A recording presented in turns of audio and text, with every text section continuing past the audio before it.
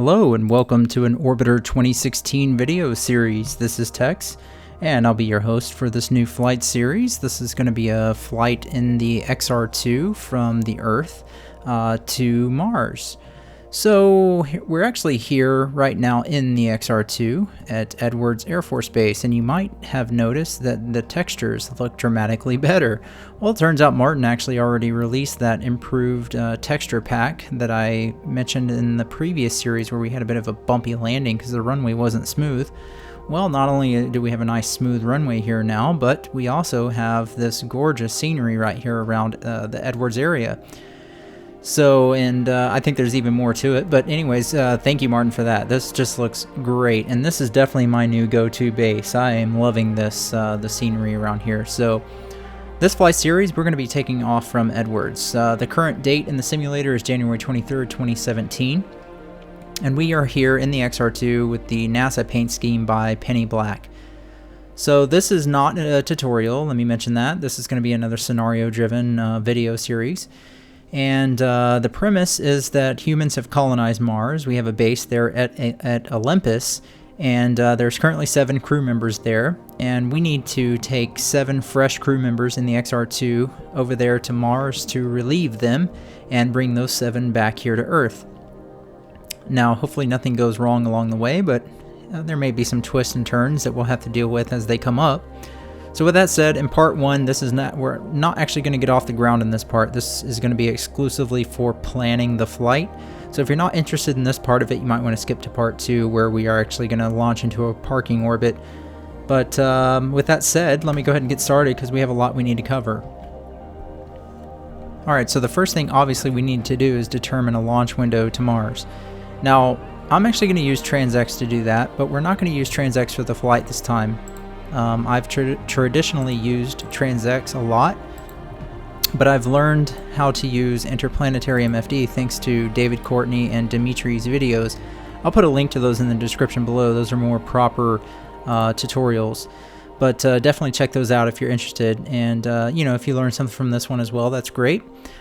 But for the planning stage, I'm going to use TransX. So we'll go to escape over here, forward, select Mars.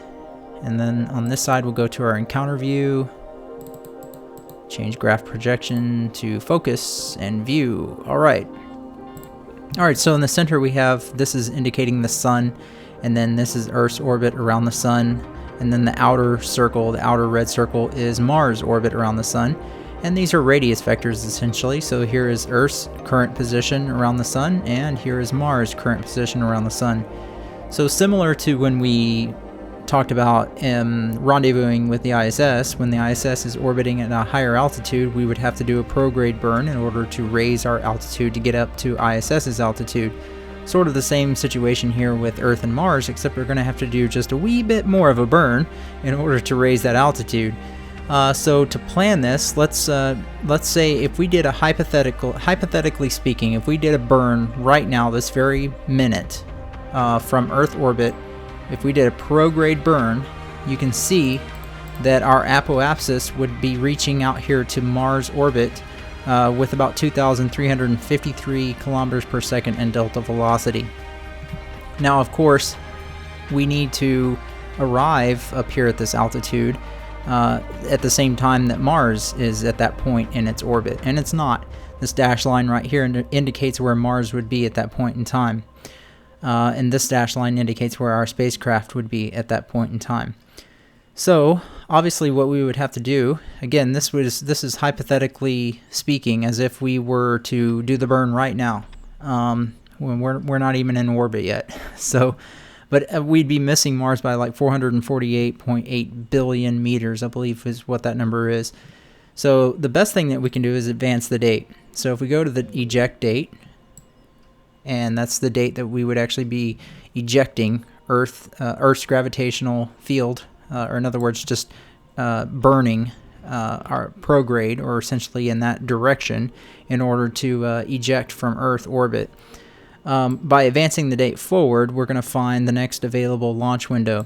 Now, as you can see, this is happening very slowly, so we can go to rough and just bring that around so that the dashed line of our spacecraft's location at apoapsis and Mars location in its orbit are overlapped. So in other words, we're arriving at the same point in space at the same time. So you can see as I advance the date, that's happening. They're almost overlapped now, but now you'll notice that our hypothetical apoapsis here doesn't quite go out to Mars orbit altitude. So we'll go back to prograde and put just a little bump in there. Okay, and then let's go over to the date. Let's go to course and increase the date forward. And you'll notice that that closest approach is coming down. So we'll just go back and forth between our variables here and just keep playing with them until we get a nice close pass there by Mars. Alright, let's go back to prograde. Okay, so now we're within 2 billion meters. We're still not close. I mean, we're closer. But what I'm actually aiming for is a relatively efficient flight. So we're not looking to get there as quickly as we can. We're looking to get there more as efficiently as we can. So this white line right here indicates the plane of Mars. And what we want to do is, if we could encounter Mars in its orbit at this plane, on plane here with this white line, then it would minimize how much delta velocity or how much fuel we would need to get to Mars. Because by doing that, we would essentially not have to do much of a plane alignment at all during the injection burn. So if I advance the date forward and get both of our dashed lines here, our spacecraft and Mars, to intercept on that white line, then we can minimize how much fuel, how much delta velocity we'd need. You can see we're close to that line, but not quite over it. We're probably not going to be able to get right on top of it, but now we're in the neighborhood of Mars. Now we're getting something over here on the encounter view. We're currently encountering Mars with a minimum altitude of 480.9 million meters. Of course, that's not quite close enough, ideally, so we'll go back over to... Let's try the eject date, see if we can get a little closer to that. And then go back to prograde. A little bit more prograde in, and there was something nice and close there. Alright, so now we're down to 200 million meters, and probably what we would have to do is we're going to have to do a little bit of plane. So in other words, we'll put a little bit of plane change velocity in, and now that's bringing us down to a nicer close pass here. So by intercepting here on that white line, right now we're only looking at 177 meters per second in plane change for the injection burn. That's very minimal. So that's you know, we could get it less than that, of course, but we'll go back here and play around with our variables and see how close we can get this. So we're already at 20 million meters. Let's go to prograde. Okay, prograde is not getting any better. Let's go back to the plane and let's see if we can. All right, now we're talking. All right, so let's go around. Let's go back here. Let's try the date. I want to get the inclination so we're not retrograde. There we go. All right, so with this current plan as you see it, if we were to eject, if we were to do our injection burn from Earth to get us out to Mars on this date, MJD 58255.5482. I'm not exactly sure what day that is, but if we were to do that on that date, then it would take us 239.9 days to get to Mars, and our closest pass by Mars would be 304 kilometers above the surface. Now, with TransX, we do have non-spherical gravity sources on, so with TransX, there's no way that we could do that burn, a single burn from Earth, and actually come close to this target. It would require a couple of mid-course correction burns along the way. So I'm only using TransX to plan this, to find the, you know, our launch window. I'm actually going to use interplanetary IMFD because, again, I've actually learned how, from David Courtney and Dimitris' videos, how we can do a single burn from an Earth parking orbit to essentially get to Mars, and with no mid-course correction burn. So that's what we're going to try and do, and hopefully that works out. But what I've actually done is I've previously found the best launch window using TransX, so the method that you just saw, and I've already written down our ejection date and our encounter date. The ejection date is actually on May 16, 2018. Again, today's date is January 23rd, 2017. So what I'm going to do is use the scenario editor, and we're going to set the simulator date 1 day before the ejection date. So that'd be May 15, 2018. So let's go to scenario editor, date. We'll put in 2018, May. And again, the day would be 1 day before the ejection date, so that's May 15. And let's set the hour to 0. Okay, so now here we are, 1 day, a little over 1 day actually, until ejection. So it gives us time to actually get up into a parking orbit and prepare for the injection burn to Mars. Alright, so with that said, let me go ahead and open Interplanetary IMFD on this side. And we're going to go to Menu, Course, Target Intercept, and of course we want to target Mars. Alright, so now I'm going to manually set our ejection and encounter dates. On your Interplanetary IMFD, it probably won't say MJD by default. Again, check out the video tutorials by David, Courtney, and Dimitris. I'll put the link in the description below. They'll tell you how to change all of this, but I don't want to go into that detail in this video. We're just going to keep this as scenario-driven type as we can instead of a tutorial for now. Alright, so I'm going to go set, and the ejection date that I found was 58254.453. So 58254.453. Got it. Alright, and then let's go to the encounter date, and that was 58491.594. Alright, so with the plan that I found, it would take, we'd be looking at 237.1 days of flight time. And you'll see the delta velocity here is actually nice and low, 2,772 kilometers per second. So it's actually going to take a bit more than that because we're going to do the whole single burn with no mid-course corrections. But you can see this is actually a pretty efficient plan. Alright, now to the fuel planning. Let's go over to the cockpit here, and let me go down to, let's go to the bottom panel. So we're going to do fuel and LOX planning. Alright, so there is a spreadsheet that David Courtney made, and again I'll put a link to this spreadsheet to a FAQ that he made. It has a bunch of different spreadsheets you can download. It's like calculators for calculating fuel and stuff like that. This one's for the XR2. I made a modification to it, and I added a page for a flight log, and we'll look at that in a moment. So let's set up the configuration for our XR2 for this flight. So we're going to use the default ISP2 fuel consumption mode. So if you don't know what that is, it's going to be by default, so you can leave that alone. We're going to count all of our fuel, both main and RCS, as delta velocity. We are going to have scram fuel on board, at least just to get us into a parking orbit. Again, we're going to take 7 crew members to Mars, so we have, you can set how many crew members you have on your XR2. We're going to have that at 7.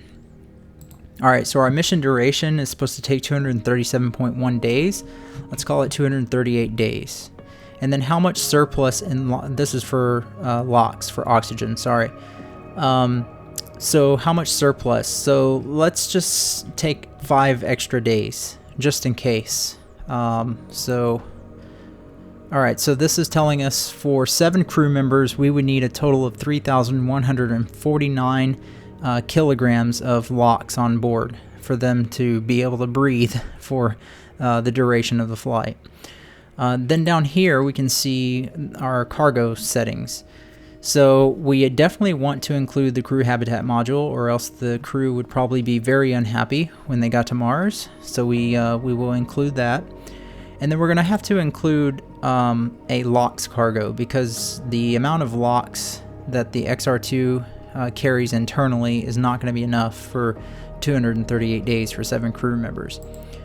But if we put in the half LOX cargo, that will be enough. So we'll set that, and that will add in, that will take into consideration the weight of that cargo and everything else for our fuel calculations. All right, so we've got that set up, and then over here you can see in the blue column, this is all the actual weights, and we don't edit any of these. we can override those values on the green column over here. But you can see if we have the RCS tanks completely filled up, that's 804 kilograms of mass, and the main fuel tanks completely filled up is 13,396 kilograms. You can see all that here as well. Everything is completely filled up. So before we jump into that, let's hop over to the fuel planning side of things.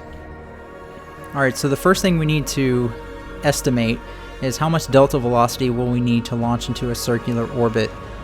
Well, based on my experience, and this is just kind of one of those things, this is why you keep a flight log. This is what I have over here, and we'll look at that in a moment. But if you log your flights and how much fuel you use, then you can get a better idea for your own flights how much delta velocity, how much fuel you need to do things like get into orbit, eject Earth orbit, things like that. So based on my calculations from previous flight logs, it's probably going to take at least in the neighborhood of 2,700 kilometers per second or meters per second in delta velocity. So we're going to put this, and that is to launch into a circular orbit, so just our parking orbit around the Earth. So we're going to put that at 2,700. Alright, and then how much delta velocity am I going to estimate for the plane alignment correction? Well, we're going to launch at the right time, like we did when we went to the ISS. We launched at the right time so we could align our plane with the ISS. We could align our orbital plane during the launch with our target. So we're going to do that again, except this time we're going to obviously be aligning our orbital plane with Mars. So I'm not anticipating we'll need a whole lot of plane change alignment once we're in orbit, but just to be safe, we'll say 20 meters per second. Now for the injection burn, if we go back over here, the prediction was 2,772 meters per second there, but it's actually going to take more than that. Let's go back over here. So I should say 2,772 kilometers per second, but based on my experience, it's going to take a good 3,500. So just to be safe, we're going to call it 3,500. Now that's just the injection burn. That's just how much delta velocity we need once we're in Earth orbit in order to get to Mars. And then APU fuel. How much APU fuel remains after the injection burn? Well, the APU fuel when it's full right now is 268 kilograms, and we're going to use a significant amount during the launch. In my experience, generally we'll have around 245 kilograms of APU remaining after we get into our parking orbit. And then once we're in orbit, we're not really going to be using APU fuel much at all. So let's just call that 245 kilograms of APU fuel remaining. Alright, so then we go down to our mid-course corrections. Now again, I'm planning on doing a single burn from Earth and no mid-course corrections until we're 1 day from Mars. And the only thing, if everything goes as planned, the only thing that mid-course correction is going to do is keep us from literally crashing into Mars. We want to collide with the atmosphere, but not literally just crash on the surface like a meteorite or something, or a comet or whatever. So I'm going to leave these blank except for the third one. And so it asks, when will you perform the third mid-course correction? We'll just ignore that. This is going to be our first mid-course correction. The flight's supposed to take 237.1 days, so we'll put this at 236 days. So 1 day out from encountering Mars. How much APU fuel remains? It should be pretty much the same, 245. And then how much delta velocity for that mid-course correction burn? I'm only going to anticipate about 50, so we'll just put in 50 there. So 50 kilometers per second there, and then finally we come down here to our arrival. So when we arrive at our destination, how many days? So that was 237.1. We'll just call it 237.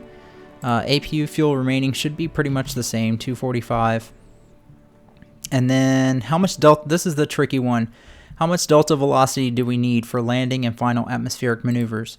So Mars has a much thinner atmosphere than Earth, so we can't do a traditional re-entry and just glide to the runway and land on the runway. There is no runway. So what we need to do is, while we can slow down in the atmosphere and essentially do an aero capture maneuver and re-enter at Mars, we're going to have to use retro engines, and we're definitely going to have to use hover engines in order to land. I'm not actually sure how much delta velocity that's going to take. So let's play it safe and let's put 1,000 in. I'm sure that should be enough, but if it's not, then this flight's going to be doomed, because I'm not cutting it super close on fuel, but I do want to try to be as efficient as we can. Alright, so now we've estimated how much delta velocity we're going to need for each phase of the flight. It says right now we're good to go, and it also says right here we need 7,270 kilometers per second in delta velocity. But let's go over here. You can see right here it's telling us how much fuel we need in kilograms. So we need our RCS tanks to be full, and they are. For our main tanks, it says we only need 8719, so 8,719.37 kilograms in fuel. Well, right now our main tanks are completely full. They're at 13,396. So let's go back to our spreadsheet for a moment. So it says we need 8,719 kilograms. So if we go here, currently main fuel mass is 13,396 when it's full. But if we get rid of some of that fuel and we bring it down to, let's just call it 8720. All right. So we come over here. First of all, okay, so all right, so we have 8720 in main fuel, according to what we need. So we'll dump that in just a moment. APU, we'll have that completely full. Internal LOX mass 364, and then our cargo, the half tank of LOX, is 5,272, an extra 5,272.5 kilograms of LOX. All right, so let's go over here and let's put our cargo in. So we'll go to payload editor, and we need to do the crew habitat module right there in slot 1, and we'll do the LOX half in slot 2. Yeah, okay. All right, now let's go to the bottom. Now you can see, since we added that LOX in, it says for 7 crew members we have 420 days of LOX, and we actually want to take 237 days worth of LOX plus an extra 5 days reserve, so that's 242 days of LOX. So let's go ahead and dump what we don't need. Warning. All right, and very carefully I'll time accelerate until it gets to 242. Warning. LOX dump. Being careful Warning. not to pass it up. Dump. All right, we're getting close. Slow time down. Warning. LOX dump. All right, that's really close enough. So we're at 242 days, 8 hours, 18 minutes. So the total weight actually is 3,140.8 kilograms. So let's put that in, 3140.8. All right. However, there is in the internal tanks LOX 364, right? So let's take what we have, 3140.8 minus the internal mass is 364. So that difference is 2,776.8 kilograms of LOX. So that means we need 2,776.8 kilograms of LOX in our LOX cargo that we have. So when it's completely full, it's this much. So we need to override that and put 2,776.8 here. Okay? Alright, so now we have our correct LOX fuel loading. Now we go over here. And it's interesting, it says, warning, you do not have enough LOX. But I'm looking right here in the XR2 and it says we have enough LOX according to the flight days.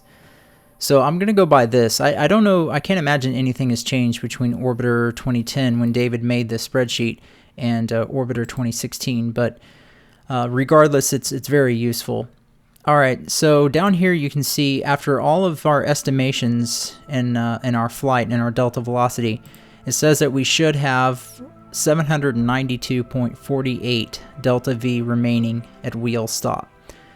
So I'm actually going to go over here and let's cut that a little bit closer. We'll put in 8,500 kilograms in the main tank. So now it's down to 616. I'll just go with that. So 8,500. So let's go over here and let's dump our main fuel until that gets to 8,500 kilograms. Warning. All right, there we go. So we're dumping that main fuel. RCS will be full, Scram full, APU Warning. full. Fuel dump. Warning. Fuel dump.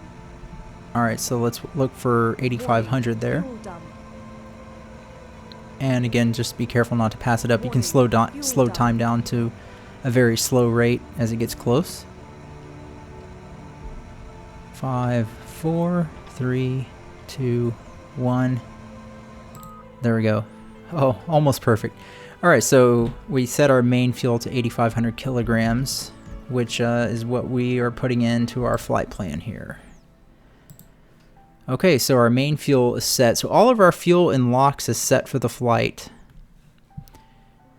All right, now let's go to our flight log, and this will be the last thing that we do here. So this is the part that I added in. I just want to track how much delta velocity I have remaining after different phases of the flight and how much fuel we have. All right, so if I go and take a look at our fuel and our delta velocity. So looking at burn time IMFD, we'll do that first. Let's put in extra fuel for the RCS mass is 804 kilograms because we're going to count that toward our delta velocity total number. All right, so you'll notice it says we have a total estimate of 6,136 kilometers per second in delta velocity. This number is actually going to be about 20% less than it really is when we're sitting here on the ground. So let's go to, all right, let's go to our calculator and let's put in 6136 times 0.20. So that's about 1,227 kilometers per second difference. So add that in to the 6136. So we really have about 7,363 in delta velocity. So let's put that in for the mission start, 7363. All right, and over here on our fuel plan, it says we needed 7,270 is the requirement.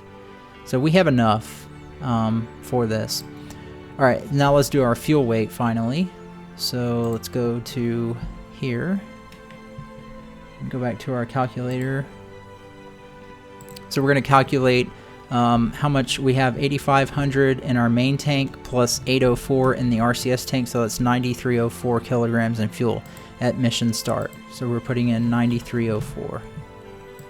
Alright, so there we go. So we entered our total delta velocity pre-flight and our total fuel weight. That's just counting main fuel and RCS fuel at the mission start. So after main engine cutoff and circularize the orbit, align the plane, the injection burn, and so on, we'll continually update this, and it will automatically calculate how much delta velocity we used, how much we gained from LOX consumption, and then also how much fuel we've used along the way. And we can see down at the bottom at the end of the flight, you know, we'll just kind of track how much fuel and delta velocity we've been using. So it's kind of handy, actually. It's kind of fun to plan your flights this way. Alright, so I believe that wraps up. Let's save this, because we're going to be coming back to that.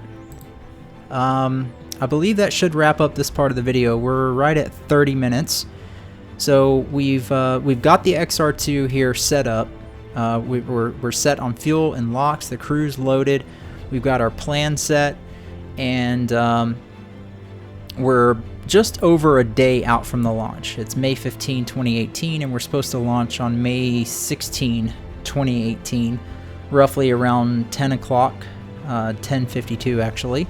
So we have plenty of time to find a good launch window to get into a parking orbit, and then go ahead and further plan our injection burn.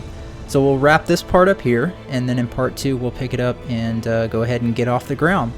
Alright guys, well listen, I really appreciate you watching. Hopefully this video wasn't too boring for you. I know if you're interested in all this planning stuff like I am, this is really good stuff. This is almost one of the more fun parts of flying, especially when the flight goes as planned to your calculations. Alright, well listen, thank you for watching as always. I like the comments you leave me, so of course let me know what you thought, and subscribe for updates if you're not already subscribed. And we will see you in the next video. Listen, take care guys. Thanks a lot.